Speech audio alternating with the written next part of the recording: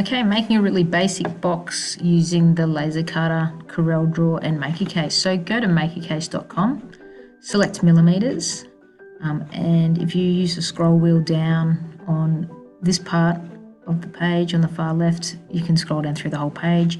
If you put your cursor over in the center, you can actually scroll in and out of your box. So just to start off with, I'm just going to make my case 50 millimeters by 100 by 100. And that gives me my little box that I would like to make. I can nominate whether or not those dimensions are inside or whether or not they're outside, the internal, external dimensions. Custom thickness, 3 millimeters, I'd like to go 3.5. So I can type in 3.5 and you can use verniers to measure the accurate thickness of your material if you need to. The next question is open or close box. So I'm going to go open. And this could be used to put a clock mechanism inside if you wanted to. The next thing we can look at is we can have flat joins, which we could butt join with a PVA glue and some masking tape. We can do finger joints, which is an option, and we can also do T-slot. So I'm going to look at doing a finger joint, which doesn't really go in with Bauhaus movement, which some of you might be working towards, because it is actually quite detailed and very busy looking.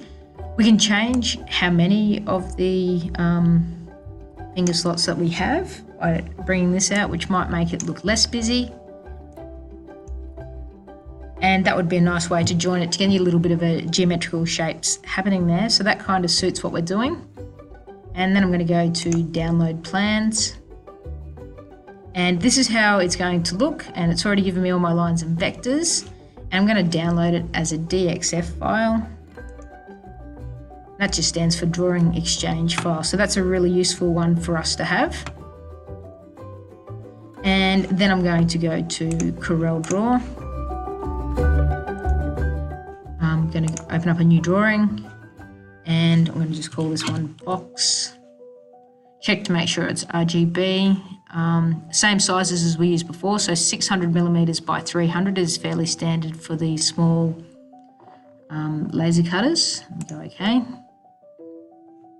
And now we can go to File, Import. We can have a look at our downloads, box, import. And we just want to make sure that we're coming in metric, 1:1, and we go OK. And it's just going to ask us to click where we want this to go to. So this now puts my box on there. I can zoom in. I don't actually want to have all of this writing on there, so I'm just putting a box around it using the delete button just to go through and delete.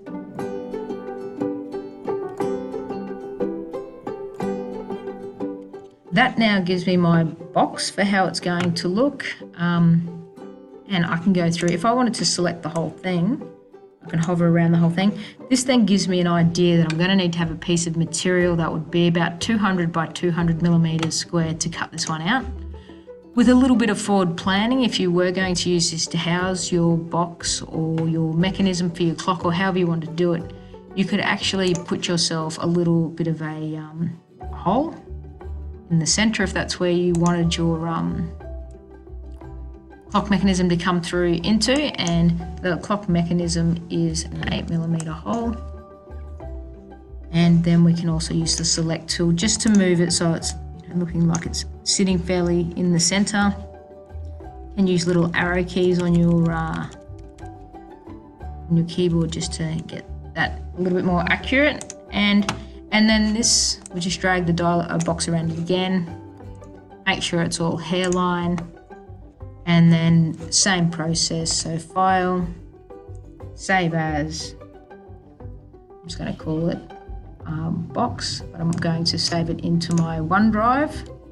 And then that way I've got that saved. When I go to the college desktop computer attached to the laser cutter, it will be able to cut for me. And that's it.